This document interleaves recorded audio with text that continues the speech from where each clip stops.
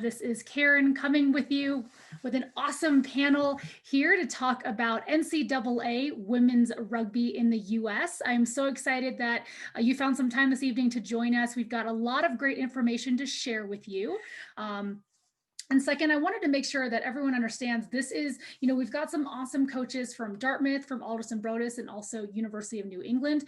However, we're not going to spend too much time really getting into specifics about each individual program. They are all here really to give us a lot of insight into the NCAA, into the divisions and all those sorts of things, but not really like the super intricate details. I think if you have really specific questions for the coaches, we'll obviously send out their contact information. You can certainly reach out to them and ask them directly. So we are going to kind of cover a lot of stuff, and a lot of that has to do with the NCAA. There are some players here that are younger than what the recruiting process will allow. So obviously we don't want to get too far into the weeds there. So just so everyone kind of understands what to expect. Okay, so the first thing what we're going to do is we'll just kind of go through, and we'll start with Coach Dowty and then Coach Miller. And then I'm going to totally butcher. Do you go by Coach Potvin or do you go by Potvin-Fulford? How do you Coach go Potvin's by? fine. Okay. Yeah, Coach Potvin's fine. I'm the same way. I'm Fong Donahue. It's just long. So if you want to just give us a quick intro, obviously where you coach, how long you've been there, and maybe just a little, maybe a little blurb about the college, just something for students and parents if they don't know anything about your college, what you might want them to know about. So Coach Dowty, we'll start with you. Hi all, my name is Katie, Coach Dowty. I've been at Dartmouth now this is my 6th year, I believe. I also did brief stints at Central Washington and AIC, so I have a bit of D2 experience I could speak to there. And I started playing at Harvard way before the varsity NCAA rugby days. Went on to play on the 7s and 15s national squads before gratefully transitioning to coaching right as professional coaching was becoming an opportunity. So I'm really excited to talk to you guys about what the NCAA is doing for the game and how you can be a part of it. Great. And Laura, how about you? I'm Coach Laura, Laura Miller. I was at Life University prior to being here at AB. Before that, I spent a long time as a player. I competed on the women's national team for a long time. Coach Dowty and I were teammates for quite a long time. Lived all over the country. I think this is the 6th state that I've lived in, playing rugby all over. But I'm the founder of the program here at AB, and I am the head coach for the men's and women's teams here at AB. Great. And Coach Potvin. Hey everyone, my name's Ashley, or Coach Potvin. I'm coaching at the University of New England, which is in Biddeford, Maine, right on the coast. We have a beautiful campus. If you haven't seen it yet, I highly recommend you check it out online. I've actually been at UNE since 2012. I was the founding coach of the women's club program, and we elevated to varsity status in 2016. And I was a player at Norwich University, which was among the first of the NCAA programs. Graduated from there in 2012, played for Portland Women's Rugby Club after, and then really got into coaching very quickly after graduation. And so just a quick about some of our programs. We're really known for our health science majors and our animal science majors. Wonderful. Great. I know it sounds so formal when I'm like, Coach Dowty, Coach Miller. One thing I think for the attendees to know, what's really, I think is lovely about rugby in the US, and obviously about women's rugby too. I think everyone, it's still a very small community. I think that the coaches, players, high school coaches, like everyone really seems to know each other. And also I get this question all the time, but the coaches here are really here to help you, so if it turns out like that UNE is not the best fit for you, Coach Ashley would probably be the first one to say, hey, let me help you with connecting you to Coach Miller, or, vice versa. So as you're kind of going through this webinar with us, if you have questions, even if this is maybe not a college you've thought about, please feel free to ask questions. And everyone here is really operating on the philosophy of, we want to keep as many young women that are playing now in high school. We want you to keep playing. We want you to go on into college and keep playing this amazing game that we all love. Okay, so one of the things, and I'll kick this off, and I'll probably throw this over to Coach Dowty here. We've obviously, understand we're talking about NCAA women's rugby. We've got high school players on here. What would you say? They've got students here that are thinking about attending one of your programs or a similar program in the NIRA group. What is the first step that you would tell these students and players that they have to do?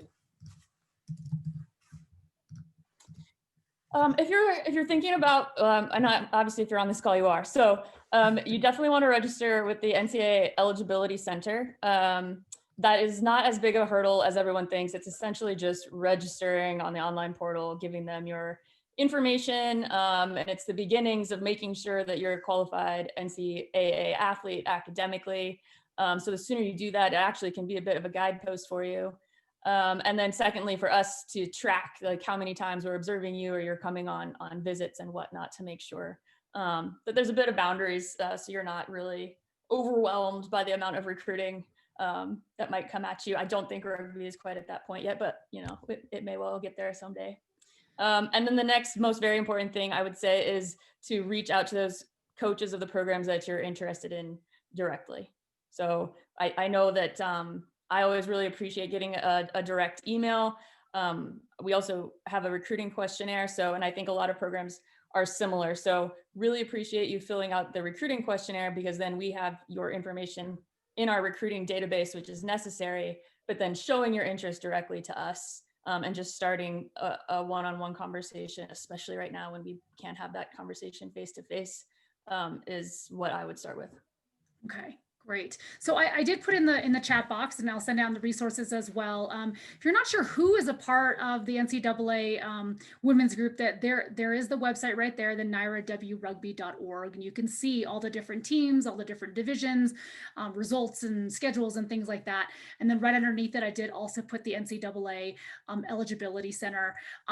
Coach Laura or Coach Ashley, are there any common mistakes that you've seen as you've gone through the recruiting process with some student athletes, that, for some students here that are just starting out, what are some things, some tips that you might offer them as they're, doing, starting out with the Eligibility Center or filling out a recruit form for you or something like that? There's absolutely some common mistakes. And I think one of the most important things is some athletes get a little bit nervous because there's a $90 fee associated with the NCAA Eligibility Center. And you absolutely have, many athletes have the opportunity to have that waived, depending on if they get an SAT waiver or free and reduced lunch in school. So there's always opportunities for students to become NCAA athletes, even if they're not able to pay that fee. And I think that's something that's really important to make sure athletes understand at the beginning of the recruiting process. Another that's just really important for us is that, we want to recruit the best athletes. I want to talk to all of the people who are interested in my school. And so just not being afraid to email that coach who you think is a good fit for you. Sending that email, every coach in NIRA wants to hear from athletes who want to play for their team. So don't be afraid to email a coach. Yeah. Oh, great. If I can just add too, so Division III is different from Division I. UNE is a Division III program, and you don't have to register with a clearinghouse. If you are strictly looking at Division III colleges, most athletes do register with the clearinghouse because they want that flexibility throughout the recruiting process. But if you're looking strictly Division III, you actually don't have to register for your NCAA profile until you arrive to campus. So the first step for us would really be doing that questionnaire or sending coach an email or doing both. And so when I'm talking to potential recruits, I really want to make sure that they're going to be a good fit at UNE. And so one of the things that I also highly recommend is before reaching out, just do a little background information or a little self-reflection in terms of, does this college have a program that I'm interested in, or several programs that I'm interested in? I think that when I have a potential player that emails me and says, I'm super interested in your nursing program, or I'm super interested in your marine sciences program. That to me says that they're invested enough where they've already done a little homework and know some of our bigger programs, and really speaks volumes to me. Great.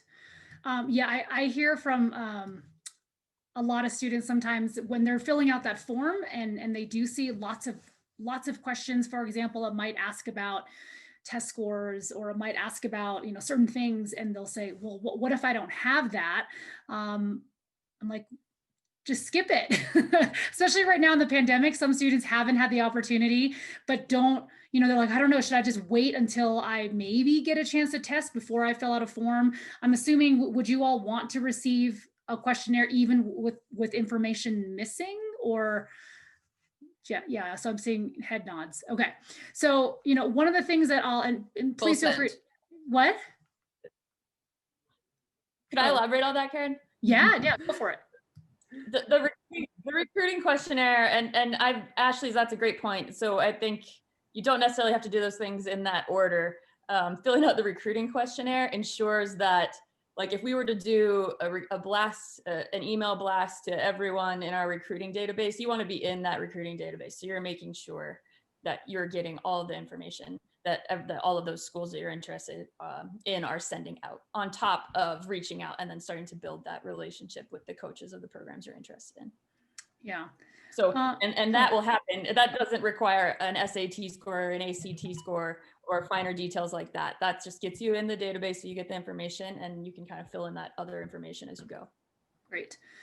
Can you kind of speak to like a typical, I mean, the pandemic throws everything off, but like if this was a kind of a normal, kind of a year, what would the general recruiting timeline look like for a student? So we've got some 11th graders on here, and usually 11th grade is the year where things really start to pick up. And actually with the 3 different divisions, so Dartmouth is Division 1, Alderson Broaddus Division 2, and University of New England's Division 3. I actually don't know if the timelines vary a little bit. So I don't know if the 3 of you could maybe speak to what it generally looks like. Maybe it's your own specifics, but does one start in 9th grade and one doesn't?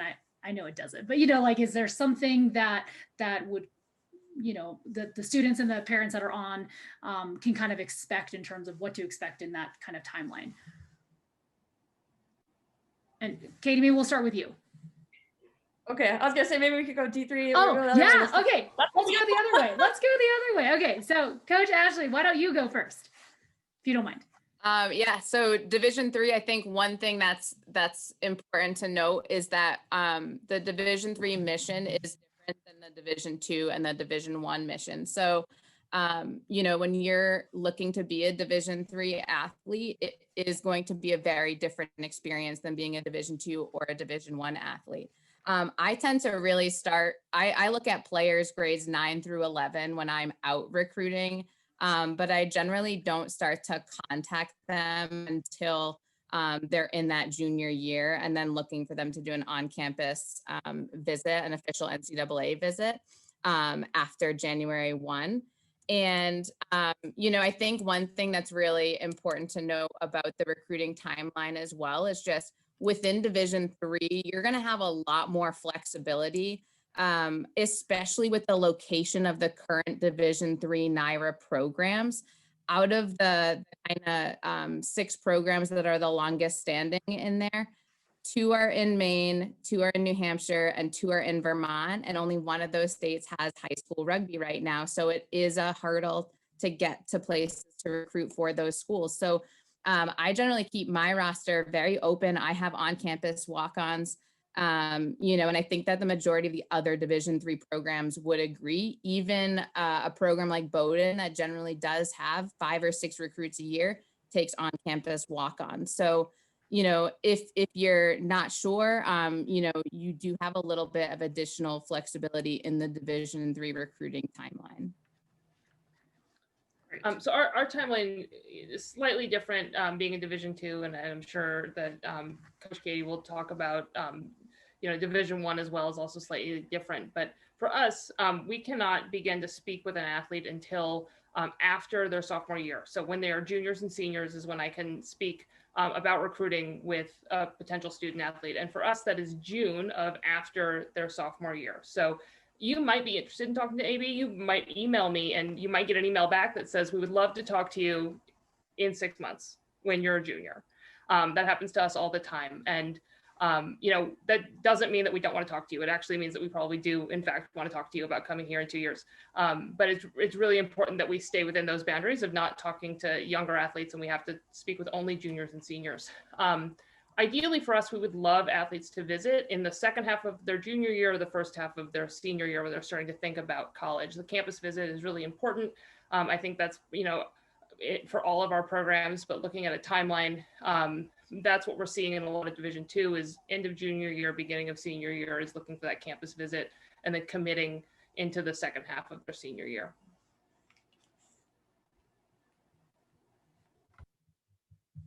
So D1 is similar to D2.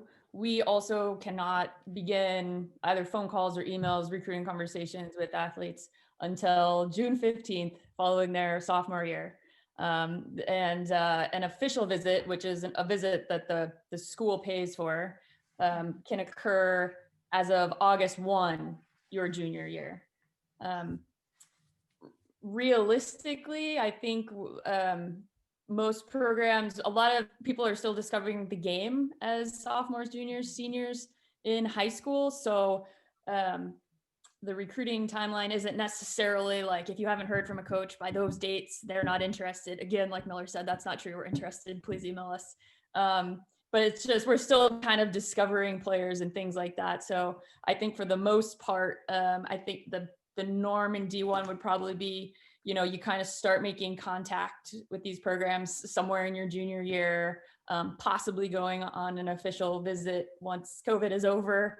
Your junior year, this year, that'll obviously be different. Hopefully this year's cycle will be able to come on official visits their senior fall. And then we typically kind of look for athletes to, I've seen in D1 athletes start committing either the spring of their junior year or fall of their senior year.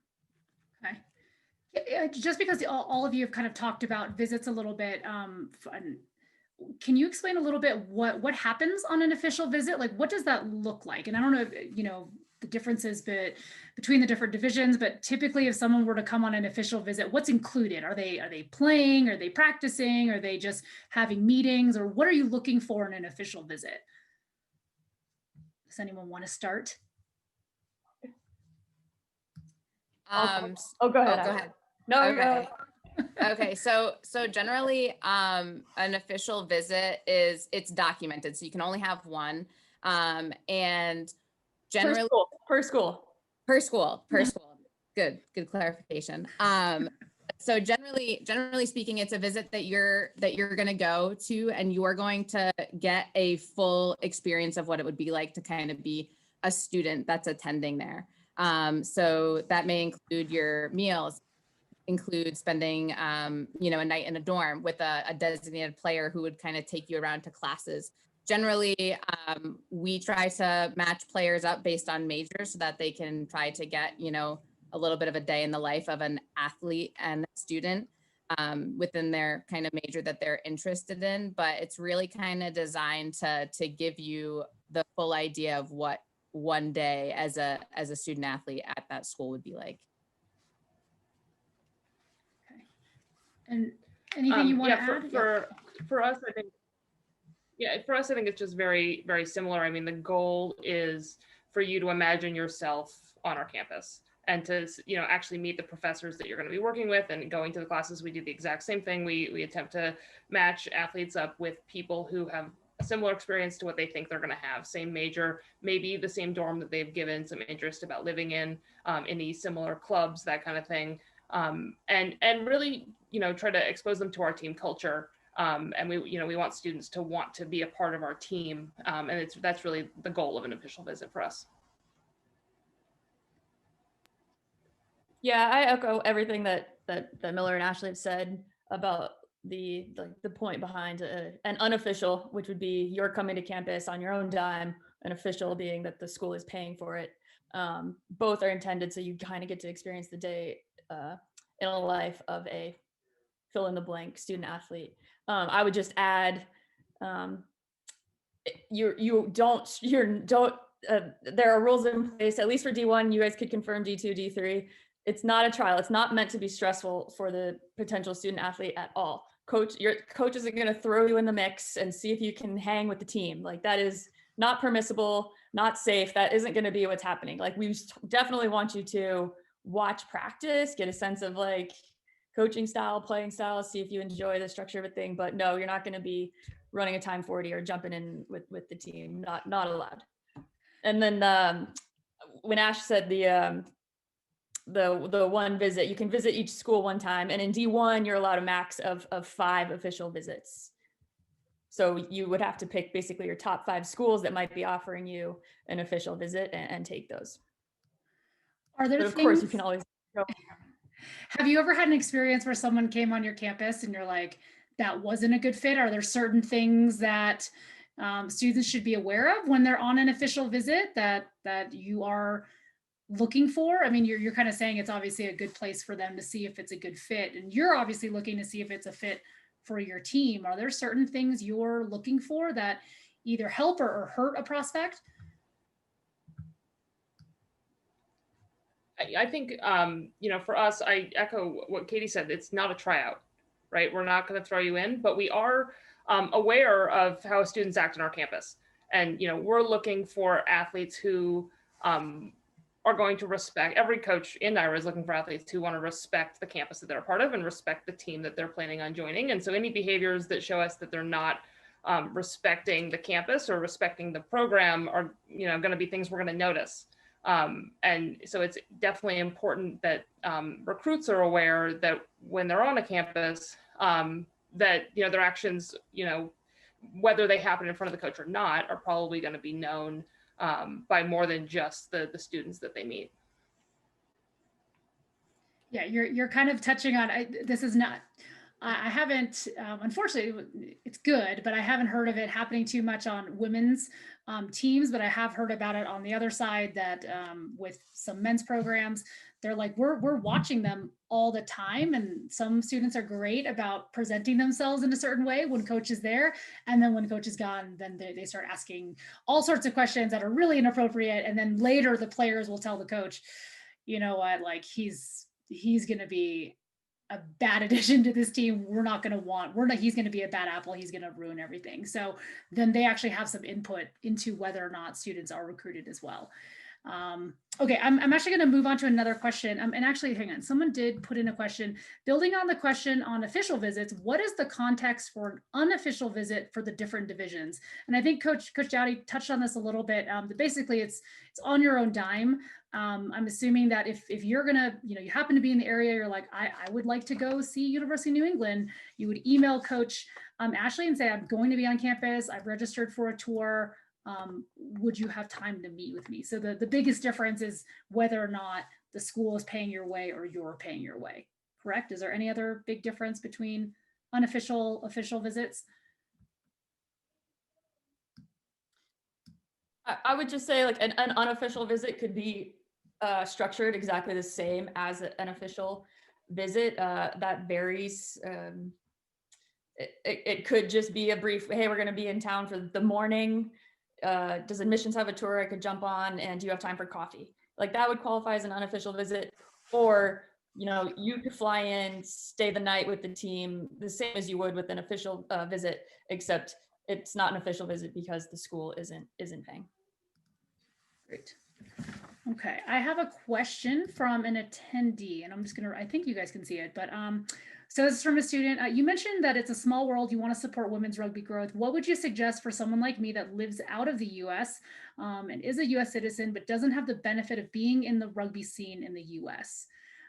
So are there suggestions basically for international students? And actually this also ties a bit to some questions that were submitted prior about no one had a rugby scene this year. So no one had games. Most students did not have film. Are there suggestions for them about how to, get on your radar, help them stand out? What are some suggestions? And I will actually let's start with Coach Miller, and then we'll go to Coach Ashley and then Coach Katie. So everyone in NIRA is looking to recruit international athletes. And we know that there's a great talent pool in other countries who have, more rugby or have been playing rugby for longer. I would say the first thing that you should do is work with an organization that specifically works to have athletes recruited in the US. So there's a lot of them out there that are going to help you to find a school that's a fit for you. The most important thing for most coaches is fit for campus more than anything else, and fit for the team. And so a lot of athletes have talked to me about, worrying about not having film or not having test scores, or, whatever it is.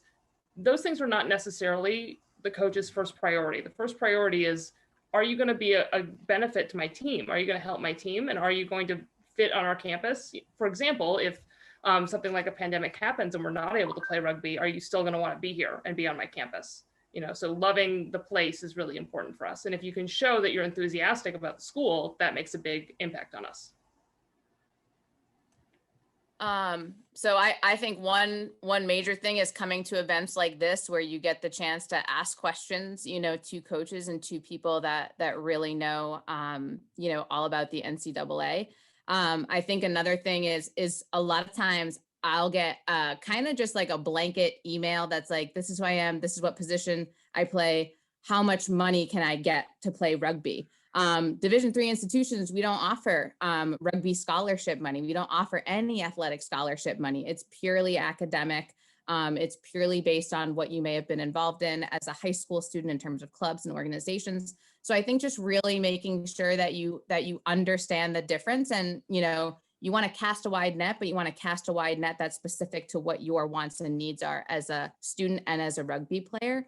And I touched on this before, but I think, even if you don't have film, just really making sure that you get onto a coach's radar. And I know Katie said it as well, like you want to be in that list that gets kind of the blast emails, that gets all of the information.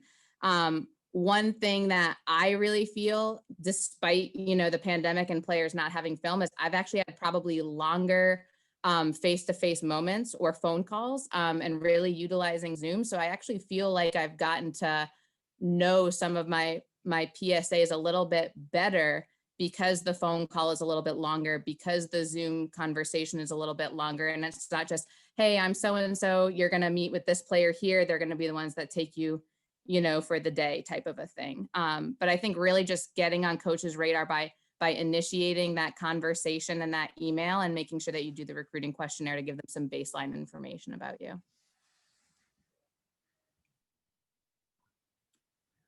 I think to add to the conversation, Karen, I'll answer this one kind of from an Ivy-wide perspective.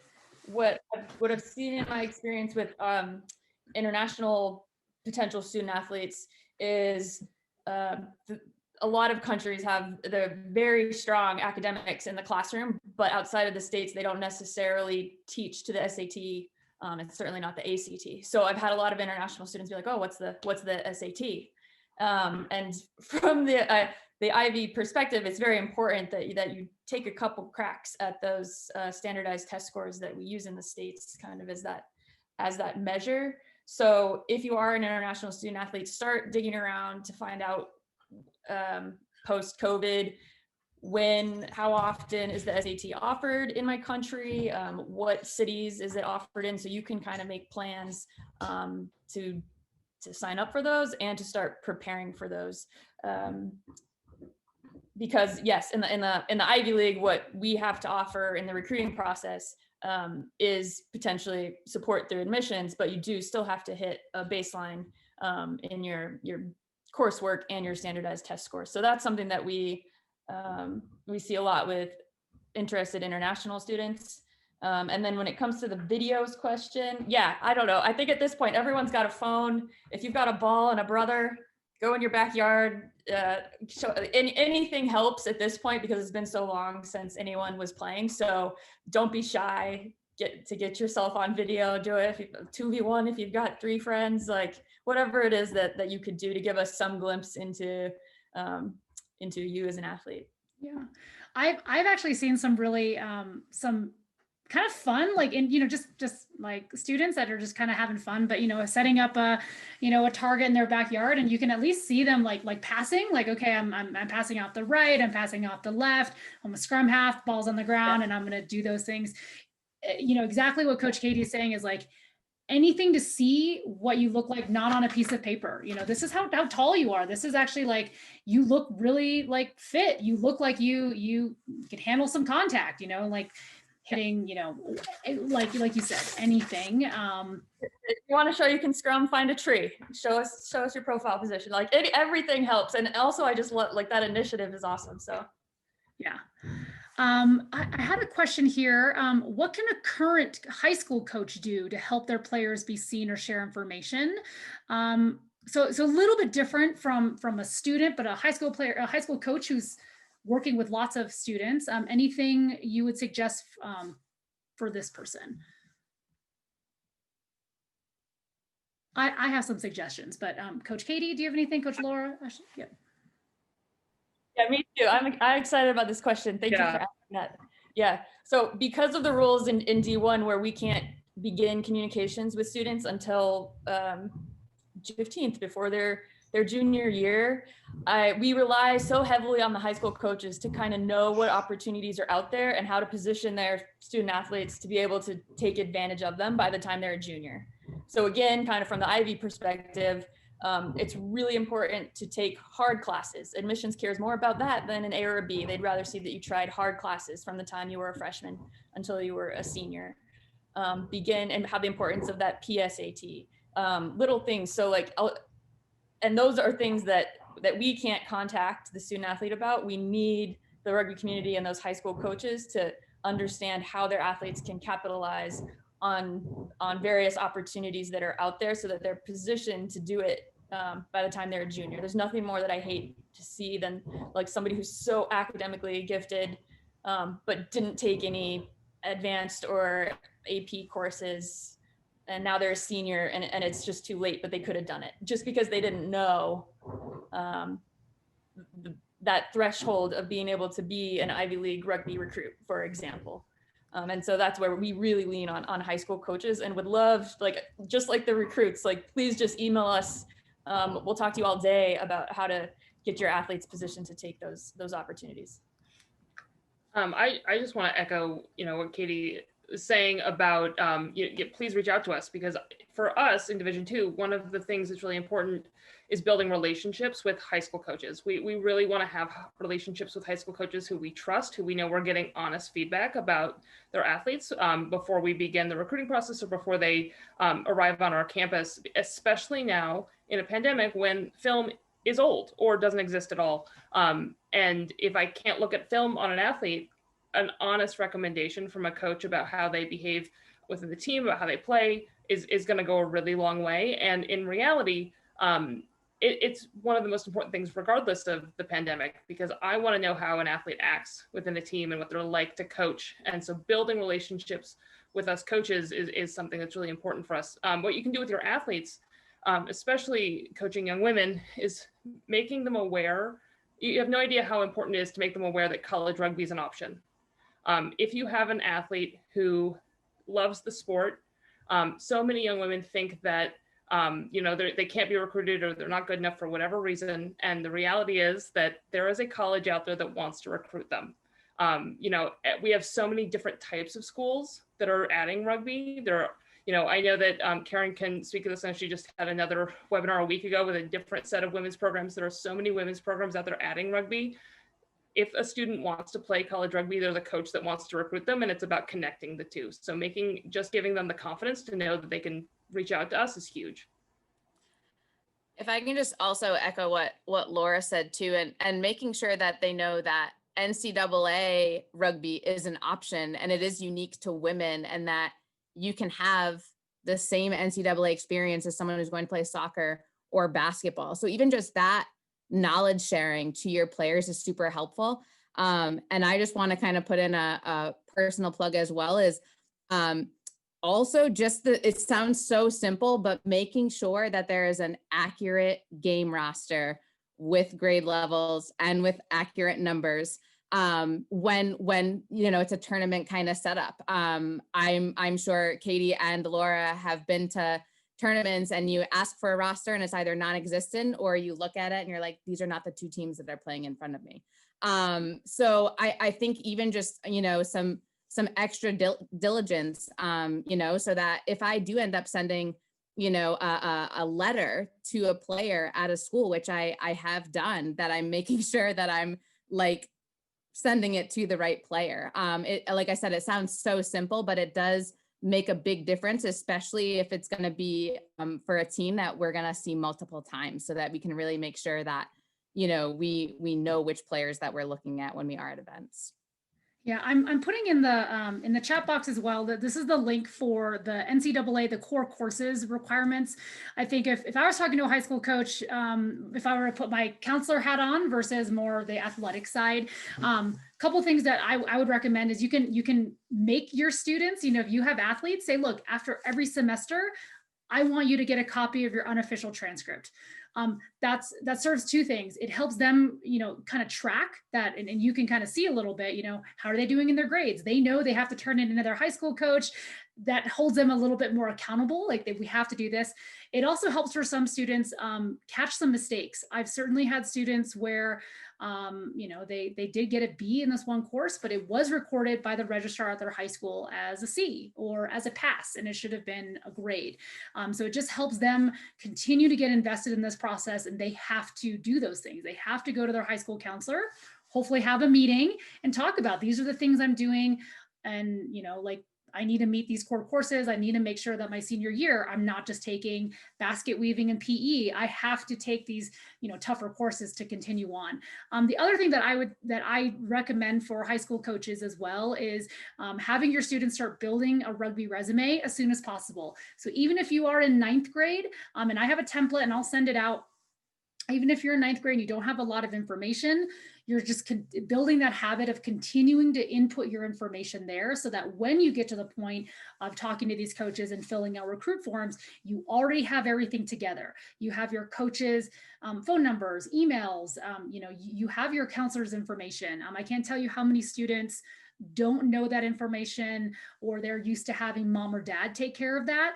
As a student athlete, you need to start taking control of this process. I might be stepping in everyone's feet a little bit, but the other thing that I would recommend for high school coaches and the parents on this call is to really start encouraging your student athletes.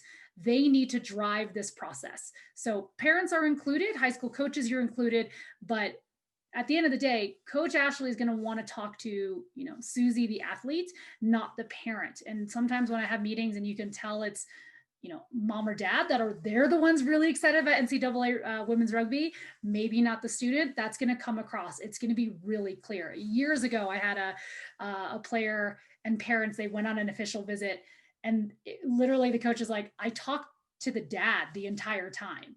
And the player was completely uninvolved, didn't want to be there, and it was very clear. So, we do want to make sure that the student athlete is the one that is really, that is really involved. So. Okay, let's see if there's a couple more questions here. Someone said, as a sophomore, what do you recommend to get my name out there? So we've talked about this a little bit. This person recommends emails, recruitment. So even as grade 10, I don't think that's too early for them to start filling out forms and kind of get on your radar. They did also mention camps. Do any of you want to mention, I know with COVID that impacted last summer, if things do open up, can you talk a little bit about camps and how that falls in your recruiting process? I know that Coach Dowty, you host a camp. Coach Miller, I think you guys do too, maybe. So maybe if you can talk about that. And Coach Ashley, I don't know if you host a camp or if you attend a camp, like tell us a little bit about that.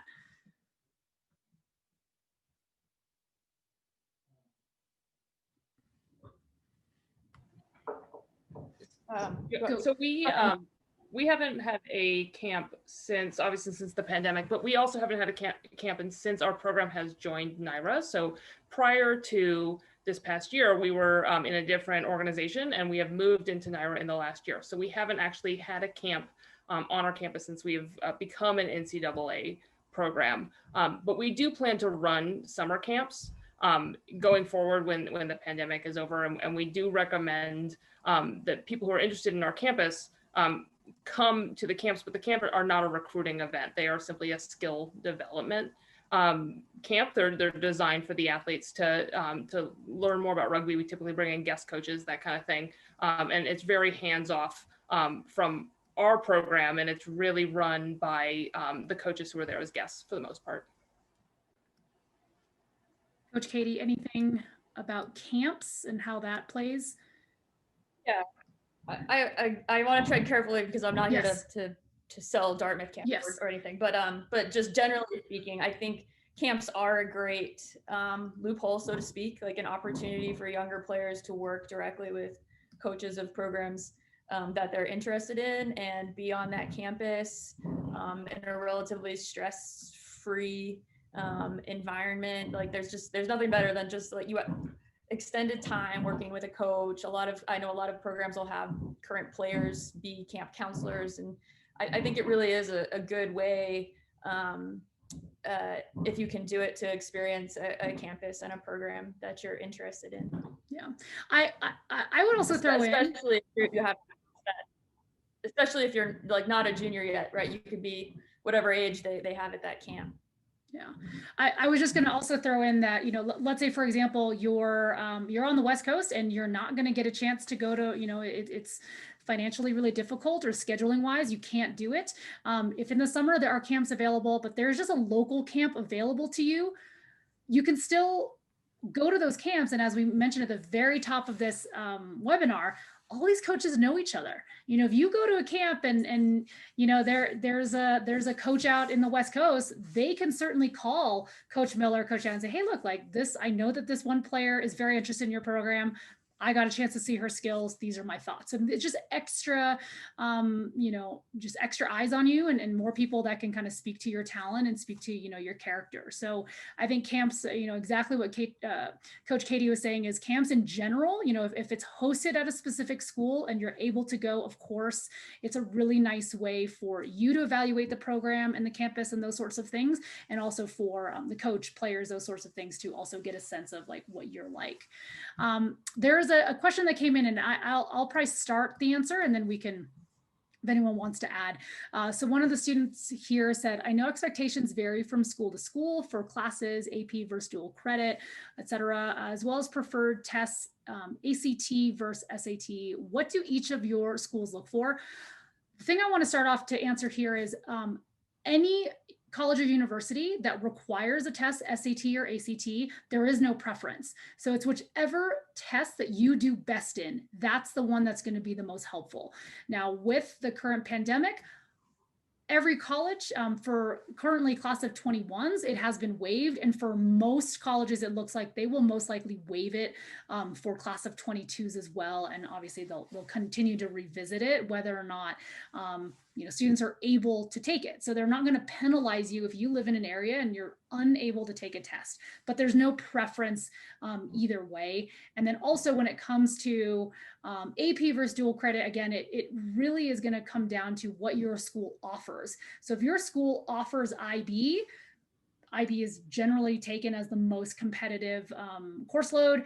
If it offers dual credit versus AP, I think it will depend a lot on your school profile and what typical students, you know, and I would like what I would recommend if you're looking at a Dartmouth, a Harvard, a Brown, I would ask your high school counselor, you know, students from this specific high school, you know, Cairn University, and they went to that level school, what did their course load look like? You might want to follow that because you might see that certain schools will favor from your specific high school dual credit, but from another high school they might favor AP, and it's going to vary from school to school.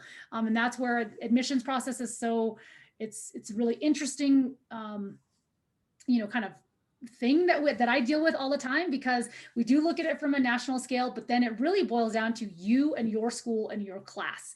You know, it's really hard to compare a high school here where I am in kind of rural Colorado to, you know, if another student in Manhattan. So it's really going to boil down to what's available to you in your school. Is there anything anyone wants to add about classes or testing specific to all of this? I would just add too that some colleges are also moving test optional, which may not have a sway in your admission, but may have a sway in like the academic financial aid package that you receive or particular scholarships that you might receive. And so just make sure that you're diligent to add those kinds of things. And there might be, it might be a test optional school, but there might be a program at the school that does require the SAT to evaluate your application. So each admissions department is just its own organism. And I think just try to get as much information as you can and keep a lookout for those test optional schools as well, and any individual program needs. I'll yeah, Karen, if you could ask me a follow-up question, if there's something that you think of, but again, for the Ivy League, which I can speak to generally, because their admission, maybe there's some sort of amoeba. They're pretty similar, all of the Ivy admissions offices. So I do know that they look, like I mentioned, for academic rigor. They've wised up. They know that growth mindset and grit are the key to succeeding in school, no matter how difficult the coursework is. So they're really looking for a student who has challenged themselves as much as possible at the school that they're at. And so they have high school profiles of every high school in the world, and they look at what your school offers versus what you chose to take to see how much you challenged yourself. So don't move. You don't have to move to a school that offers tougher courses or anything. Absolutely not. Like, if you're at a school where there's never been an Ivy League student, that's honestly even better. The important thing is that you challenge yourself as much as you're comfortable doing at a successful level. That's what they're looking for. Do you think that answers that question? Yep, I do. I was actually gonna, this is a good question too, actually. Here, I'm gonna answer this one first, and then I had one other one I was gonna get through before we're gonna start running out of time. So one student said, what about homeschoolers? I'll answer this first, and if anyone wants to jump in, typically with homeschoolers, when it comes to transcripts and things like that, a lot of it is obviously documentation, and it used to be that it was really reliant on testing, because it's really, like if your mom or dad are the ones that are grading you, it's, for some colleges, it's really tough to gauge whether or not you were in a really rigorous curriculum or not. So if the pandemic allows, typically for a homeschooler, in order to kind of validate your transcript, I would recommend more testing. And normally what that would look like is you're taking an ACT or an SAT, you are also registering to take subject tests, or if you're able to take an AP test, you don't have to take the class, you can just take the test.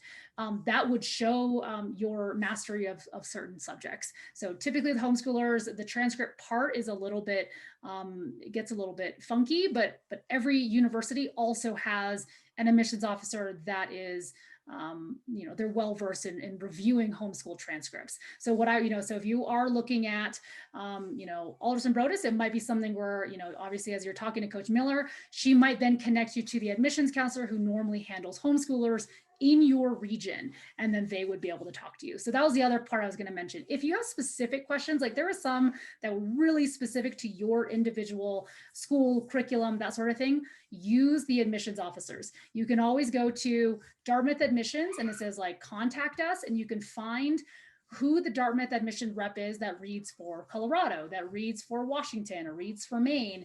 That's the person you can actually email them directly and say, look, I have this question. Would you recommend at my school? Does it look stronger for me to take a dual credit or to do an AP? And they can actually answer those questions for you. And anything you want to add about homeschoolers? Anyone on the panel? Or there's one other question here. Okay. Our colleges. That was great, Karen. Okay. Thank you. Are colleges that only have club teams different in terms of recruitment or scholarship? So this is a really big answer. We're not going to have enough time. But yes, the vast majority, I know, the vast majority of college programs, there's about 365 collegiate programs in the US currently. There's 25, right? There's 25 right now, NCAA programs. So It's a very small percentage. The vast majority are going to be club programs. And if it's club, they will typically not have recruitment slots. So they're not going to help you with admission. And they usually will not have any direct athletic scholarship money tied to rugby. So for example, I went to UC Davis. They're a Division I club program in California. They cannot help you with recruitment, and there is no scholarship involved. Now, there are other programs that might have a scholarship, but it's not tied directly to the school. It might be through an alumni group that says, we've got a $1,000 book scholarship, but you have to have been admitted and you're planning to enroll, things like that. And that's going to vary again, from program to program. If you've got a list of club programs, I would urge you to still contact those programs and find out about that too.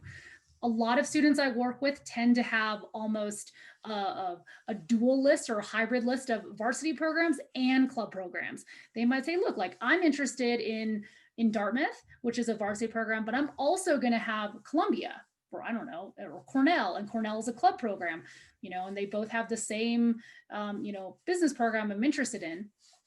That process is going to be very different, Cornell versus Dartmouth, but it doesn't mean you can't apply to both or, talk to the coaches and see if it's a good fit. So hopefully that answered your question for all of you. Can you briefly run through what a typical week looks like for your student athletes? And then I'll go to the ending thing. Just kind of. Should we go the same order? I'll go first. Yeah, just roughly, like what it might look like. Okay. For an athlete on your campus, if you're able to talk about that, and if not, I think that I can probably also just speak to the general Division III mentality as well.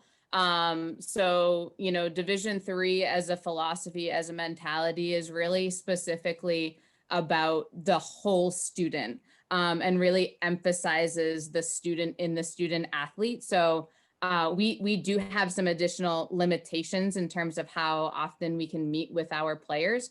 But generally speaking, Division III, everybody has an off day in a regular season. So you will practice likely 5 days, maybe have a match on the 6th day when we get back to that, and have some weight room sessions in there as well.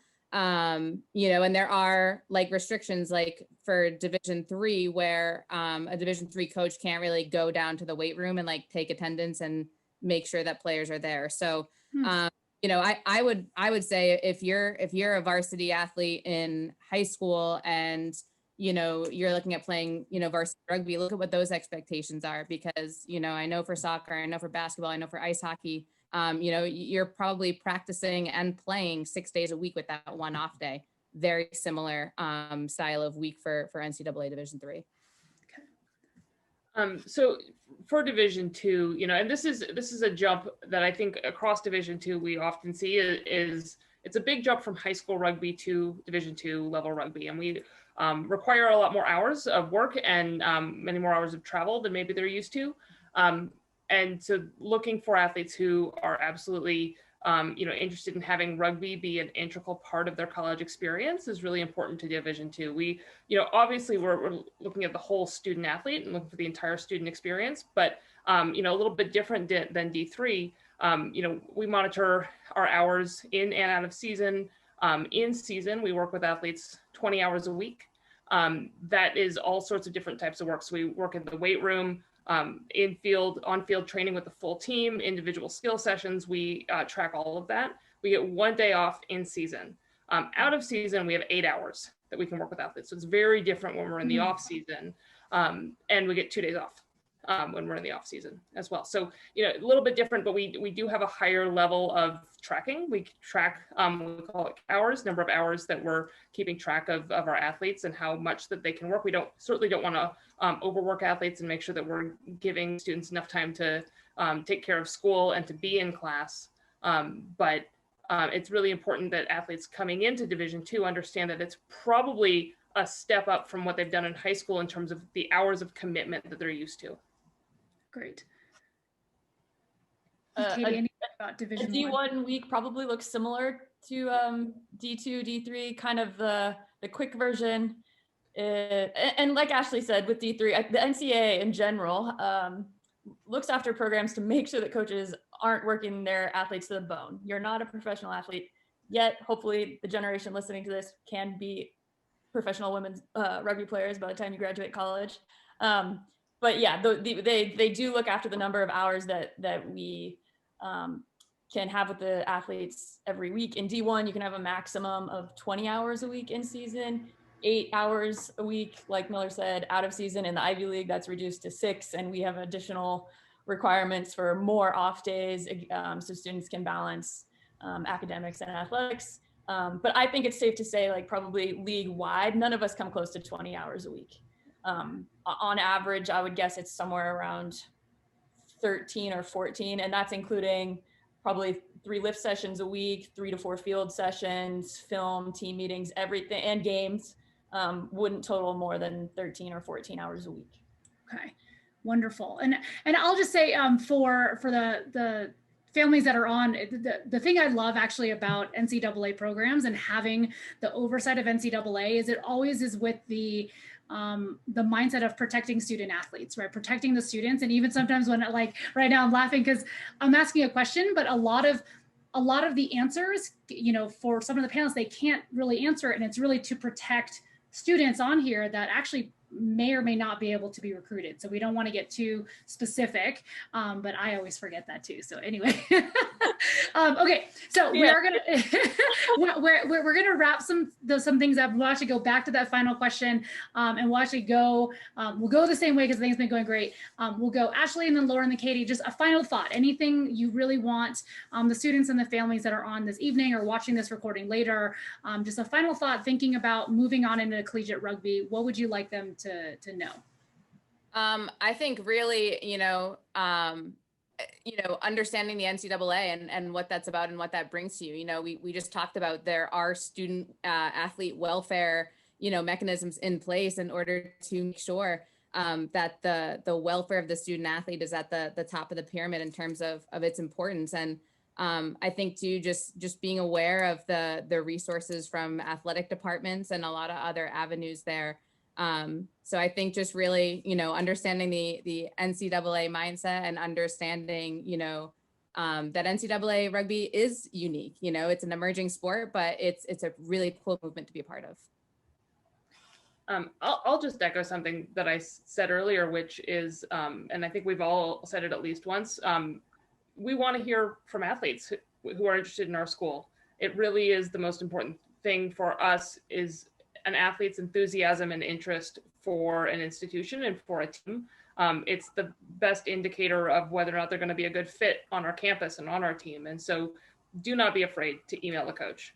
And I hear it all the time about athletes who, were nervous or, got nervous during the recruiting process and stopped communicating with a coach. Keep those channels of communication open.